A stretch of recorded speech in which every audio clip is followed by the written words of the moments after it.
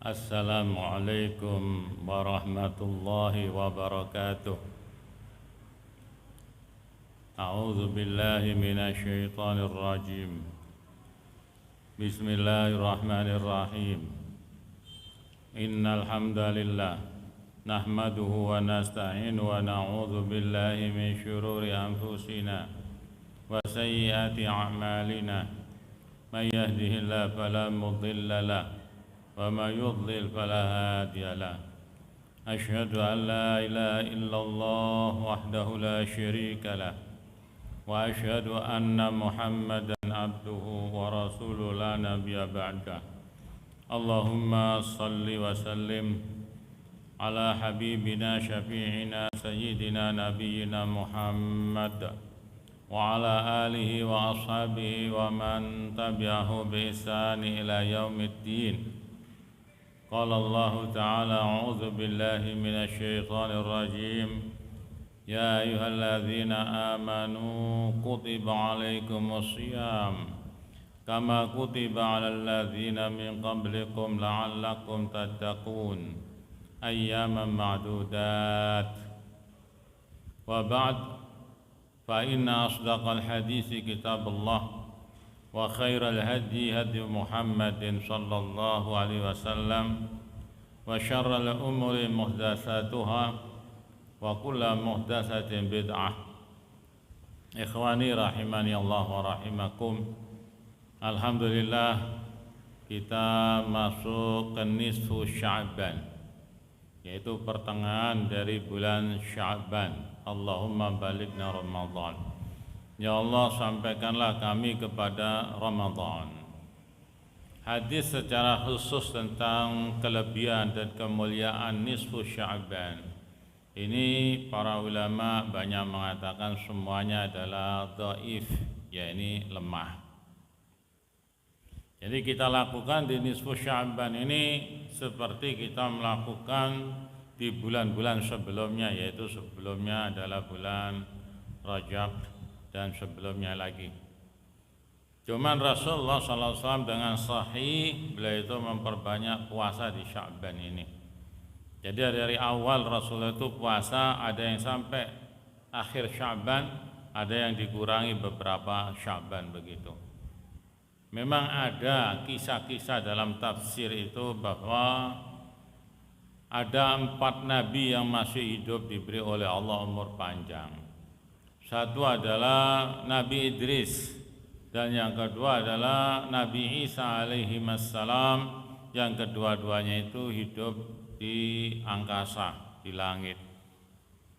Lalu ada 2 yang hidup di air, yaitu Khidir dan juga Ilyas atau Ilyasa. Ini diberi oleh Allah air kehidupan sehingga mereka itu tetap hidup ada di atas air. Sebagian ahli hadis mengatakan kedua-duanya itu sudah meninggal dengan dasar sabda Nabi yang mengatakan pernah Nabi itu bersama sahabat sampai tengah malam, lalu mau sholat isya dan orang lagi tidur semua. Kata Rasulullah, 100 tahun setelah ini semua yang nongol di muka bumi mulai hari ini dan sebelumnya itu sudah habis. Jadi andai kata waktu itu ada bayi yang lahir, itu umurnya 100 tahun maksimal itu. Nah, ini dihitung oleh sahabat-sahabat, ternyata ada beberapa sahabat seperti Anas bin Malik yang umurnya 110 kurang lebih mati terakhir, yaitu di abad atau di tahun di abad pertama itu, terakhir abad pertama itu, 100 tahun dari sabda Nabi sallallahu alaihi wasallam. Maka disimpulkan bahwa Ilyasa dan Khidir itu sudah meninggal, wa imma sebelum itu atau sesudah itu. Lalu juga ada ayat yang menyebutkan di situ bahwa kamu tidak mendapati ya Muhammad satupun dari mereka yang ada sebelum kamu itu. Cuman sebagian lagi ulama yang mengatakan masih hidup, sabda Nabi itu tidak terikat dengan anbiya yang ada di langit dan yang ada di atas air. Yang dimaksud khusus yang hidup di atas daratan.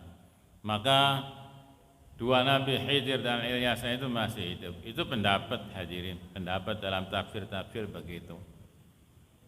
Sama dengan pendapat siapakah yang disembelih, apakah itu adalah putra Ibrahim Ismail atau Ishak.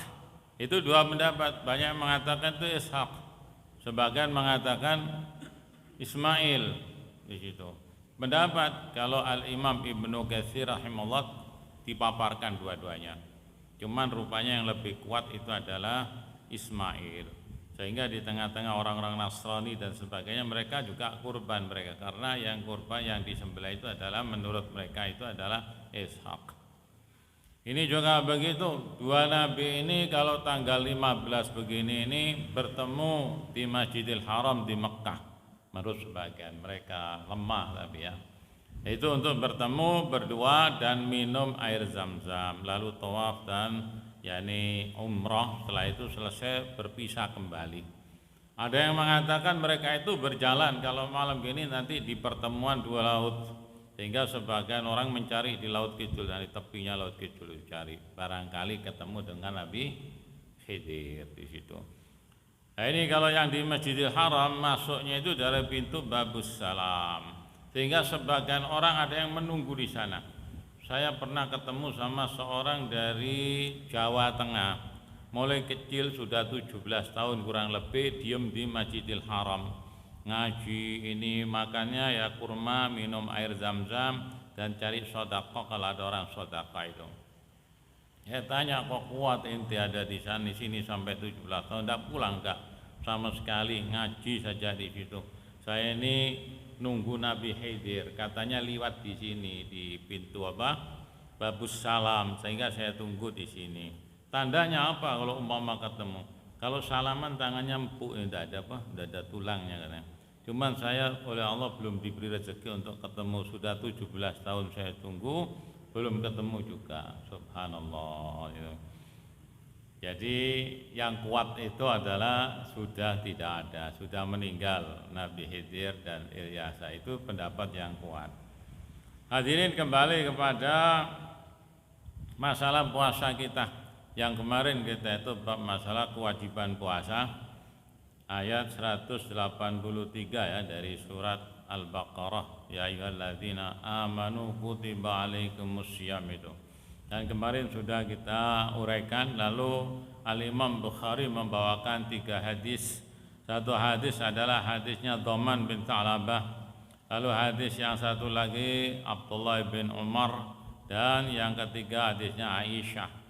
Yang dipakai dasar apakah sebelum kewajiban Ramadan, karena Ramadan diwajibkan setelah Nabi itu hijrah di Madinah menjelang perang Badar. Pada tanggal 17 bulan Ramadan itulah perang Badar terjadi, kaum muslimin lagi dalam keadaan puasa Ramadan. Apakah sebelum itu ada kewajiban puasa yang fardu?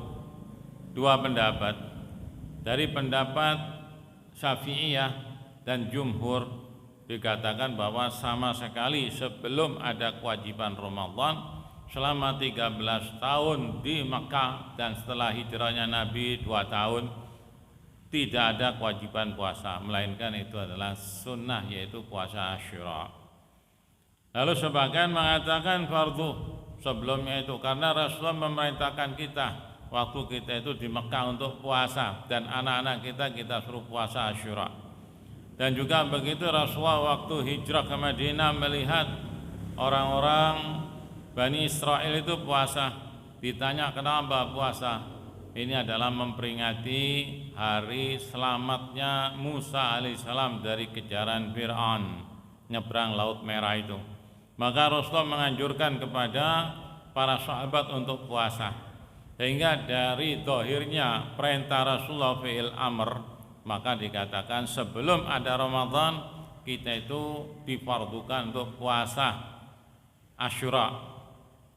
Tapi setelah turun Ramadan maka perintah itu menjadi mansukh dan hukumnya menjadi sunnah. Itu pendapat tadi. Cuma bagi kita sekarang yang penting Ramadannya ini. Dan ini bulan training saja. Ada yang mau puasa awal Ramadan, ayyamal bid seperti sekarang ini 3 hari 13, 14, 15, lalu ditambah besok kalau kuat puasa apa? Khamis. Karena Rasulullah ditanya kenapa kok selalu Rasulullah puasa Isnin dan Khamis. Isnin itu adalah hari kelahiran saya, sehingga saya puasa bersyukur kepada Allah. Lalu yang kedua hari Khamis apa? Hari diangkatnya amalan ini, sehingga aku ingin, kata Rasulullah, amalanku diangkat dalam aku keadaan puasa. Sehingga Rasulullah selalu puasa Isnin dan Khamis. Itu sunnah hadirin, bagi yang mampu monggo, kalau tidak mampu nggak apa-apa, nggak puasa ya. Lalu sekarang bab fadlis saum, yaitu fadilahnya puasa. Setelah kita tahu fardunya, maka fadilahnya apa sih orang disuruh puasa ini? Nah, ini fadilahnya banyak di dalam syariat dan lain-lainnya. Bahkan Allah sudah menyebutkan la'allakum tattaqun. Itu adalah fadilah yang luar biasa. Diwajibkan puasa itu agar kalian itu adalah takwa kepada Allah. Takwa itu adalah melakukan perintah Allah semaksimal mungkin dan menjauhi larangan Allah semaksimal mungkin. Bahkan disebutkan oleh Umar bin Khattab itu seperti kita itu berjalan di tempat yang banyak durinya. Nah, kita hati-hati jangan sampai menginjak duri, itulah takwa itu. Jadi hati-hati kita itu melakukan perintah Allah semampu kita dan menjauhi larangan Allah. Juga tauhid itu kan begitu. Tauhid itu adalah abid wal ma'bud. Abid itu kita yang menyembah, ma'bud adalah Allah yang kita sembah. Maka kita sebagai abidnya ini harus taqwallah, harus menghilangkan sifat riya, sum'ah, sifat-sifat yang jelek di hati kita, harus murni, ikhlas karena Allah. Makanya ada man shoma ramadhana imanan wahtisaban. Orang yang melakukan ibadah karena itu ibadah. Shoma yakni puasa Ramadan dengan keimanan dan keikhlasan hatinya, betul-betul tahu itu perintah Allah dan kita itu mukallaf kita lakukan dengan ikhlas kepada Allah. Barulah membuahkan pahala yang sangat baik sekali. Sehingga ibadat kita terhadap Allah harus nurut syariat. Tidak boleh kecampuran dengan ketambahan-ketambahan yang tidak sahih, yang betul-betul itu maudhu', yang tidak ada dasarnya. Allah nggak mau kita sembah dengan kemauan kita, harus ada dasar contoh dari Nabi kita Muhammad sallallahu alaihi wasallam. Lalu yang kedua ma'bud. Ma'bud itu Allah itu yang kita sembah. Ma'bud Allah, kita kenal siapa dia Allah itu, apa sifatnya, bagaimana kita kenal semua itu. Kerububiannya Allah ini kita kenal, itulah tauhid itu. Walaupun tidak dibagi 3 atau dibagi berapa itu nggak masalah. Yang penting ada 2 fungsi. Abid penyembah ini manusianya ini dan jin itu harus mempunyai sifat-sifat yang disyariatkan oleh Allah. Lalu ma'bud itu yang kita sembah, harus kita mengenal kalamullah, fi'lullah, sifatullah, asma'ullah, datullah. Ini kita kenal semua itu, sehingga ibadah kita itu tenang dan betul-betul kita menyembah kepada Rabbul Alamin ini. Maka kembali kepada fadilah puasa. Di ayat disebutkan la'allakum tattaqun. Di sini hadatsana Abdullah ibnu Maslamah an Malik an Abi Az-Zinad anil A'raj an Abi Hurairah radhiyallahu anhu anna Rasulullah sallallahu alaihi wasallam qala as-siyamu junnatun. Rasulullah sallallahu alaihi wasallam bersabda dari Abi Hurairah bahwa puasa itu adalah junnatun, tameng, pelindung, perisai. Itu puasa itu. Wala yarfus wala yajhal, maka jangan sampai kamu itu rafas, berkata kalimat yang mengandung rayuan-rayuan terhadap wanita. Wala yajhal, dan jangan kalian itu dalam puasa itu berbuat bodoh. Wa ini imro'un qatalahu aw syatamahu falyakul inni shaimun marratain. Dan apabila ada seseorang qatalahu, mengajak bertengkar, memerangi dia, mencerca dia, aw syatamahu, atau mengata-ngatai dia, falyakul, diberi solusi oleh Rasulullah. Jangan dituruti, tapi katakanlah inni shaimun marratain. Aku puasa atau aku sedang dalam kondisi ibadah puasa. Dikatakan itu 2 kali. Lalu walladzi nafsi biyadi. Sebagian mengatakan hadis ini 2 sebetulnya. Terpotong di ini shaimun itu, lalu ini hadis lain lagi, cuman digandengkan. Walladzi nafsi biyadi, dan demi jiwaku yang ada dalam genggamannya.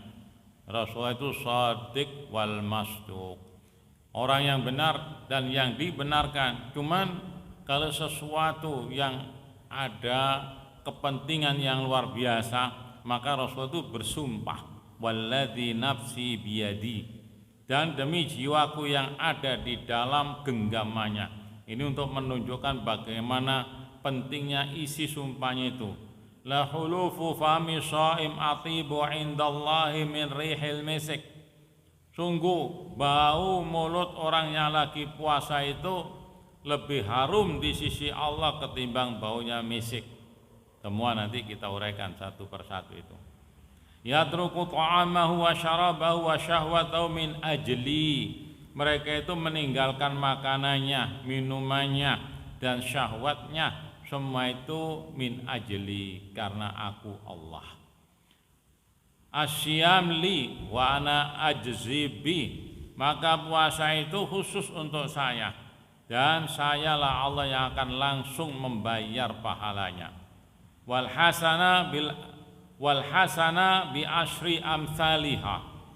Dan satu kebaikan itu umumnya Allah membalas itu dengan 10 kali lipat. Ila sab'ami adhif, sampai ke 700 ganda. Wa ila masya Allah, dan bahkan sampai apa yang dikehendaki oleh Allah. Allah menyatakan innama yuwaffas sabiruna ajrahum bighairi hisab. Orang yang sabar, yang puasa itu oleh Allah diberi pahalanya tanpa dihitung. Kalau pahala yang lainnya 1 dibalas 10, bisa sampai 700, sampai berganda-ganda. Tapi kalau puasa itu pahalanya cakupan, yang nyakup Allah. Entah ya apa nyakupnya Allah, sehingga pahalanya puasa itu tidak bisa habis untuk membayar utang apapun.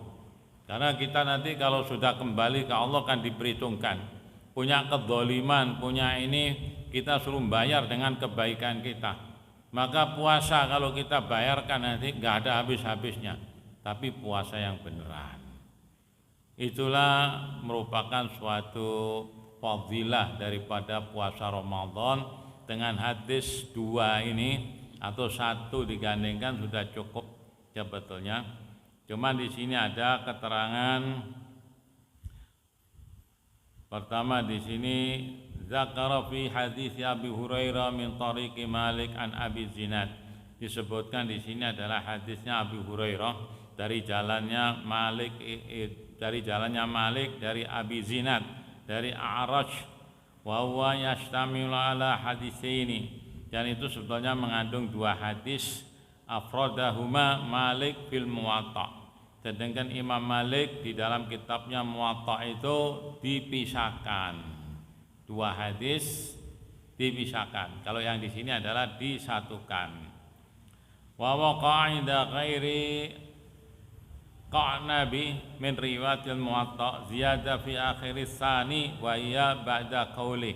Dan dalam Muwatta juga ada tambahan setelah yang kedua, wa ana ajzi bihi wal hasana bi asyri amsalihha wa zadu ila sab'ami adhif illa asyam fa wali wa ana ajzibi.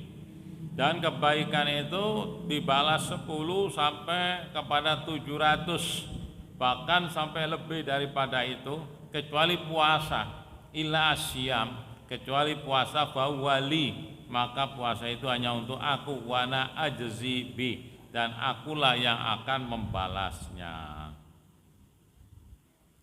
Lalu asyamu junnatun, maka puasa itu adalah junnatun, yaitu perisai. An Abi Hurairah, junnatun wa husnun hasinun minan nar. Yani puasa itu adalah merupakan perisai dan benteng yang membentengi seseorang itu dari sentuhan api neraka. Oleh karena itu puasa kita jangan dirusak. Jadi bagaikan kalau Anda atau kita ya bersama keluar hujan-hujan bawa payung. Payung itu gunanya untuk apa? Dan untuk melindungi kita dari jatuhnya air itu. Nah payungnya jangan dirusak, jangan dilobang-lobangi. Nanti kalau rusak payungnya ya air hujan itu nerembes ke kita. Tidak ada artinya kita itu bawa payung, payungnya rusak. Nah puasa kita itu bisa rusak payung kita itu dengan dua hal, rofas dan yajhal. Jadi jangan sampai dirusak dengan rofas itu dan dengan perbuatan kebodohan. Jangan sampai kalau kita puasa tapi rofas, puasa di rumah ke istrinya ngomong, Masya Allah bibirmu bagus ya, kalau saya kecup bagaimana? Boleh, dirusak puasanya di situ. Juga begitu kita puasa tapi berbuat ya ngencang-ngencang di depan atau ada joget-jogetan ikut joget di siang hari kita puasa. Ya percuma puasa kita, artinya payung yang kita bawa itu kita lobangi. Nanti tidak ada artinya walaupun puasanya tidak boleh dibatalkan kecuali 4 perkara, yaitu makan, minum, jima dan muntah dengan sengaja. Itu batal total, harus kita itu mengganti di hari yang lainnya. Tapi kalau kita joget-joget itu perbuatan yajhal namanya, perbuatan butuh. Puasa kita itu nunggu buka kok lama jam 4, kita setel dangdutan, lalu situ kita joget-joget dangdutan bersama untuk menghibur hati sampai datangnya waktu makan buka. Ya tidak boleh, itu tidak baik, itu namanya yajhal kita itu. Kita pakai ngaji bukan dangdutan tapi kita ngaji di situ. Maka Abu Hurairah mengatakan di sini di dalam hadisnya junnatun wa husnun hasin minan nar. Puasa itu adalah perisai dan merupakan benteng yang kuat untuk membentengi manusia dari neraka. Walahu hadis Abi Ubaidah ibn al-Jarrah. Dan juga ada hadisnya Abi Ubaidah ibn al-Jarrah. Abu Ubaidah ini sebetulnya ratingnya itu sama dengan Umar. Termasuk juga salah satu orang yang digembirakan oleh Allah dinas sebagai ahli surga. Bahkan Abu Bakar mengatakan andai kata Abu Ubaidah itu ada, dia memilih Abu Ubaidah, akan menunjuk Abu Ubaidah. Juga begitu Umar, waktu kekuasaannya hampir selesai, dia itu mau meninggal, dia juga begitu. Abu Ubaidah sudah meninggal lebih dulu karena kena penyakit taun itu. Asyam junnatun malam yukhrikha. Puasa itu memang menjadi perisai malam yukhrikha, selama tidak dilobangi. Horokun itu adalah lobang. Malam yukhrikha, selama puasanya itu tidak dilobangi. Zada ad-Darami, Imam ad-Darami mengatakan ada tambahnya gitu, dilobangi dengan apa? Bil ghibah, yaitu dengan ghibah. Di surat Hujurat ya itu ada larangan kita itu menghibah. Ghibah itu gaib, gaib itu artinya nggak ada, nggak bisa kita lihat. Yaitu membicarakan saudara kita yang di luar dari pandangan kita kepada orang lain lagi gaib, kita bicarakan dia itu ghibah kita itu. Jadi dia tidak ada di depan kita, dia ada di rumahnya misalkan, lalu kita omong fulan itu gini ngerasani, itu adalah ghibah. Kalau kita ghibah, maka puasa kita itu tidak menjadi benteng lagi, sudah kita lobangi dengan ghibah itu. Apalagi bughdah lebih-lebih lagi. Wa bidzalika tarajjama lahu wa huwa Abu Dawud. Wa junnatun ila akhirih. Lalu amma sahibu nihaya faqala ma'na kunu junnatun ayyi yaqa sahibahu ma yudihi minas syahawat. Penulis kitab An-Nihayah itu mengatakan, dikatakan bahwa puasa itu adalah junnatun karena puasa itu adalah melindungi yang orang puasa itu mayudihi, apa yang mengganggu kepada orangnya itu minas syahawat, dari macam-macam syahwat. Isyarat tadi itu kalau ada orang yang mengata-ngatai kita suruh menekan syahwat kita, tidak boleh kita balas. Ini shaimun 2 kali kita katakan. Yang pertama itu menasehati dirinya sendiri, ini shaimun, mengingatkan saya puasa, jadi berarti saya tidak perlu untuk mengikuti membalas ini. Syahwatnya tertekan. Yang kedua, ini shaimun, dikeraskan kepada lawannya itu supaya dia itu juga syahwatnya itu terhentikan sehingga tidak marah kepada kita. Nah, di sini dikatakan yaitu puasa itu melindungi pelakunya itu dari syahwat. Wa qala Qurtubi junnatun ay sitratun, yakni bihasbi masyru'iyatihi. Imam Qurtubi mengatakan puasa itu adalah menjadi junnatun, perisai, yaitu adalah sitratun, yaitu penutup dia sesuai dengan syariat yang Allah syariatkan. Wa yanbaghi lis-shaim ayasunahu mimma yufsidahu wa yanqusu thawabah. Maka patutlah bagi orang yang puasa itu hendaklah dia itu melindungi puasanya dari kerusakan puasa itu dan dari hal-hal yang mengurangi pahalanya. Kewajiban kita anfusakum, jagalah diri kalian. Jadi kita lagi sholat misalkan, ya jaga kekhusyukannya. Bagaimana kita bisa khusyuk, bisa menekuni bacaan-bacaan dan rukuk sujudnya. Kita puasa juga begitu. Hendaklah kita lindungi puasa kita itu jangan sampai rusak. Dan juga begitu jangan sampai pahalanya kurang. Kita ingin puasa itu mendapatkan pahala yang sangat tinggi di sisi Allah. Orang-orang soleh mengatakan jadikanlah puasa Anda sekarang itu puasa yang muwaddi, puasa wada'ah. Nabi kan hajinya haji muwaddi, haji wada. Maksudnya hanya haji 1 kali, tidak haji lagi. Puasa juga begitu, jadikanlah ini tahun ini adalah puasa yang akhir bagi kita. Sudah nggak ada puasa lagi, mungkin sudah mati kita. Sehingga bisa sangat khusyuk dan kita lindungi, kita jaga betul puasa kita itu. Pahalanya juga supaya tambah tinggi. Kita gunakan hari-hari itu untuk ibadat kepada Allah, untuk zikir kepada Allah, untuk membaca Al-Quran, untuk sedekah bagi yang banyak duitnya, bawa makanan ke masjid, ke fuqara, masakin. Walhasil kita jaga puasa kita itu jangan sampai batal dari sesuatu apapun, dari omongan, pandangan, pendengaran, kita jaga.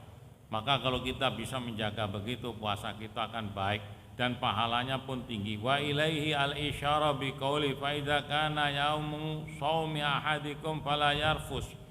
Maka itu termasuk isyarat dari sabda Nabi, di hari yang kalian berpuasa jangan sampai mulut kalian itu rafas.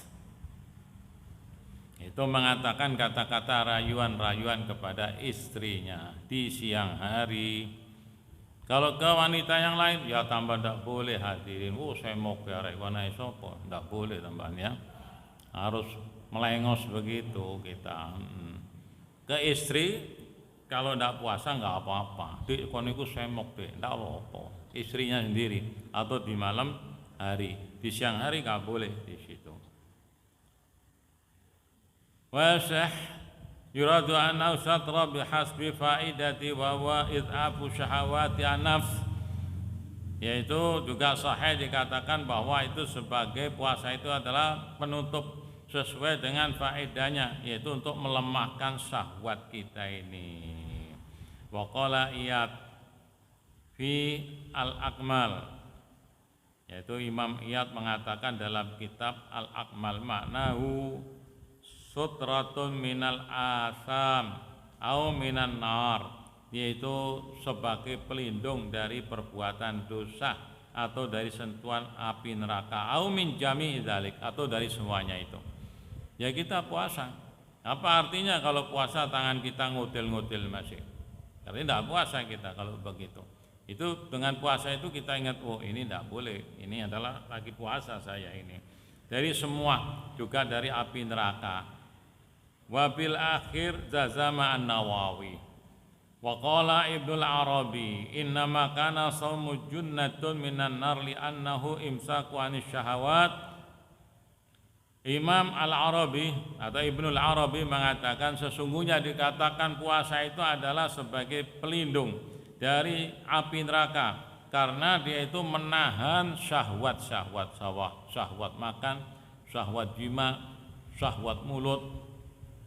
Bahkan Rasulullah itu pernah mengeluarkan mulutnya, lidahnya ini kepada sahabat-sahabat, menjamin barang siapa yang mau menjaga ini, kata Rasulullah sambil memegang lidah, dan menjaga yang ada di antara dua pahanya, aku jamin dia itu masuk surga. Dengan apa kita itu bisa merendahkan, melemahkan syahwat kita itu? Ternyata dengan puasa. Bahkan Rasulullah juga menganjurkan kepada para sahabat yang belum mampu untuk menikah, diarahkan untuk puasa. Ya masyarakat syabab, wahai para pemuda-pemuda, barang siapa yang sudah mampu untuk menikah, nikah. Barang siapa yang tidak mampu, disuruh puasa. Kata para pensara ya, tidak dikatakan oleh Rasulullah para pemuda-pemuda yang syahwatnya tinggi kalau mau menikah nggak mampu, utang dulu, enggak. Tapi disuruh alaikum bissaum, puasa kamu. Tidak disuruh utang untuk menikah itu, tapi disuruh untuk puasa. Karena dengan puasa itu bisa menekan syahwat kita.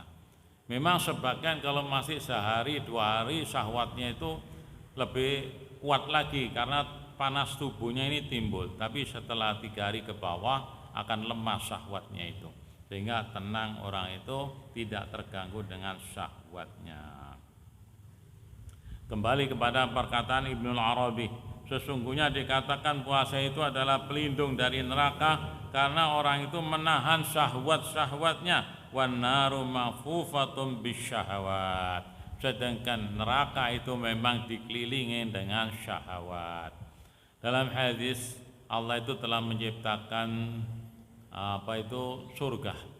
Malaikat suruh melihat gimana surga yang aku ciptakan. Masya Allah, nggak ada orang melihat, apalagi melihat, ya mendengar saja tentang surga, maka mereka itu akan rindu dan ingin kepada surga itu, akan meninggalkan dunia itu.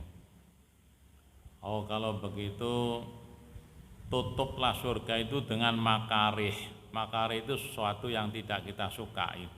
Mau sedekah abot, mau puasa males, mau haji eman sama duitnya, mau ini malas, mau sholat juga berat, itu namanya makarih. Mau wudhu, aduh wegah, adem-adem, mau ke masjid malas, itu makarih. Sehingga surga itu ditutup oleh Allah dengan makarih. Lalu setelah menciptakan neraka, suruh lihat malaikat, lihat itu bagaimana neraka itu. Subhanallah, gak ada orang mendengar neraka melainkan mereka takut akan berlindung. Allahumma inni a'udzubika min adzabin nar. Kalau begitu malaikat tutuplah dengan syahwat.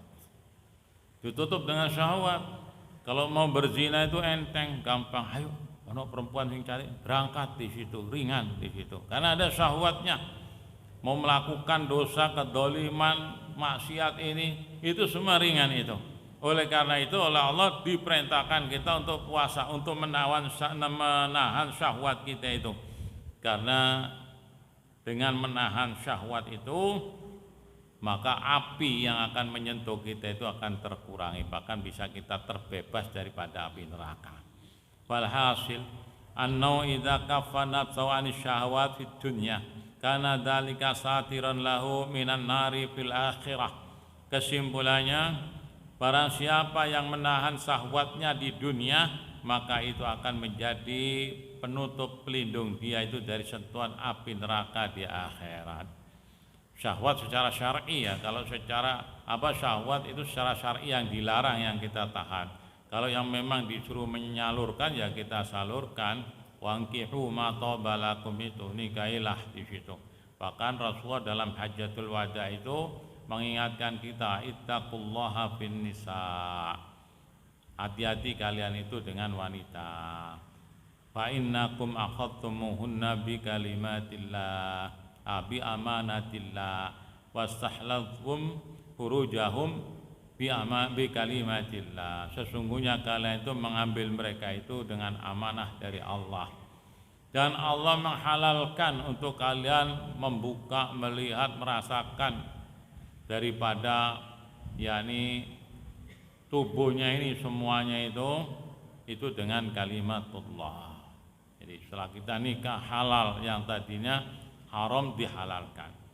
Wa fi ziyadah Abi Ubaidah ibn al-Jarrah isyara ila anna al-ghaibah tadurru bisyam.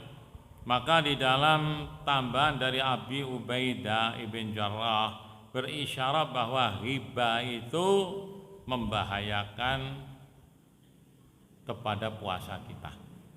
Waqad hukiya an Aisyah, dan telah dikisahkan dari Ummul Mukminin Aisyah, wa bihi qala al-Auza'i, juga Imam al-Auza'i mengatakan annal ghibah tuftiru sha'im wa tujabu alaihi qadha'a dzalikal yaum, bahwa ghibah itu adalah membatalkan puasa seseorang yang ghibah itu, dan diwajibkan dia itu untuk mengqadha puasanya pada hari yang lainnya. Ini ucapan daripada Aisyah dan Imam ahli hadis yaitu Al-Auza'i, bahwa ghibah itu disamakan dengan kita itu makan minum itu, sehingga puasanya itu batal. Apa semua ulama begitu? Wa afrata Ibnu Hizm faqal, bahkan Ibnu Hizm itu lebih keras lagi mengatakan yubtiluhu kullu masyiatin min mutamidin laha dzakiran li saumihi sawaun kanat fi'lan au qaulan. Ibnu Hizm justru lebih keren lagi, akan batallah puasanya itu segala maksiat orang yang melakukan dengan sengaja dan dia itu ingat padahal dia itu lagi puasa, apakah itu berupa perbuatan atau itu berupa ucapan, semua itu batal. Li umumi qaulihi, Ibnu Hizm mengambil dari umumnya sabda Nabi fala yarfus wala yajhal. Maka kalau kalian puasa itu ada larangan, jangan berkata rafas dan jangan berbuat bodoh. Maka jangan merayu-merayu dan jangan berbuat kebuduan, yaitu ucapan atau perbuatan maksiat itu akan membatalkan puasa kita. Wali qaulihi bil hadis al-ati ba'da abwab, juga ada hadis setelah itu nanti, man lam yada qaula zur wal amila bihi falaysa lillahi hajatan fi ayyada'a ta'amahu wa syarabahu. Barang siapa yang lagi puasa tapi dia itu tidak meninggalkan ucapan yang zur, yang bohong, dan amal melakukan yang demikian itu, maka bagi Allah tidak ada hajatnya dia itu meninggalkan makanan dan minumannya. Wa jumhur, sekarang jumhur hadirin, jumhur wa in hamalu an-nahyi ala tahrim, walaupun para jumhur ulama itu membawa larangan-larangan itu adalah larangan haram, illa annahum khassu al-fitr bi akli wa syurbi wal jima'. Tapi jumhur mengatakan walaupun itu larangan-larangan keras begitu, mereka tetap beristimbat atau menyatakan yang membatalkan benar puasa itu makan, minum, dan jima saja. Jadi walaupun rasan-rasan itu nggak batal puasanya, cuman orang-orang yang kenceng itu batal puasanya, cuman pahala puasa kita tidak ada. Jadi yang kita pegangi jumhur. Jadi Anda umpama puasa nantinya lalu terjebak rasan-rasan sama istri Anda, memang fulan tuh adikku itu gini-gini, itu tetaplah puasa itu lanjutkan, cuman ingat bahwa pahala puasa kita itu habis. Wa asyara Ibnu Abdul Bar ila tarjihi asyam ala ghairihi minal ibadat. Maka berisyarah Abdul Bar, seorang ulama, bahwasanya puasa itu adalah ibadat yang lebih utama daripada yang lainnya.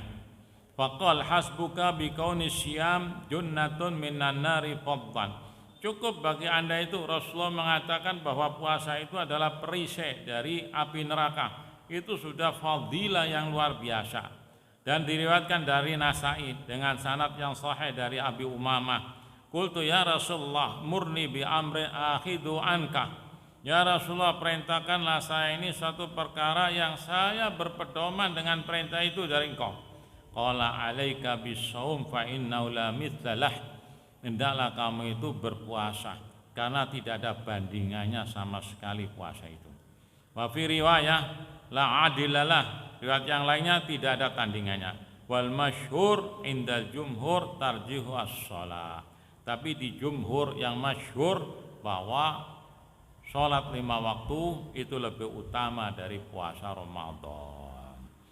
Itulah hadis Nabi, insyaallah masih minggu lagi kita sambung lagi, bahwa ucapan-ucapan jumhur ulama yang banyak itu lebih dikedepankan ketimbang ucapan sebagian daripada ulama.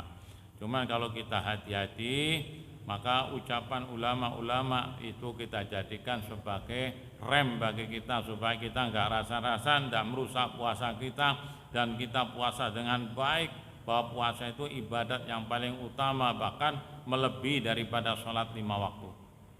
Itu sebagian ulama, tapi jumhur tidak. Sholat 5 waktu itu lebih utama daripada puasa Ramadan.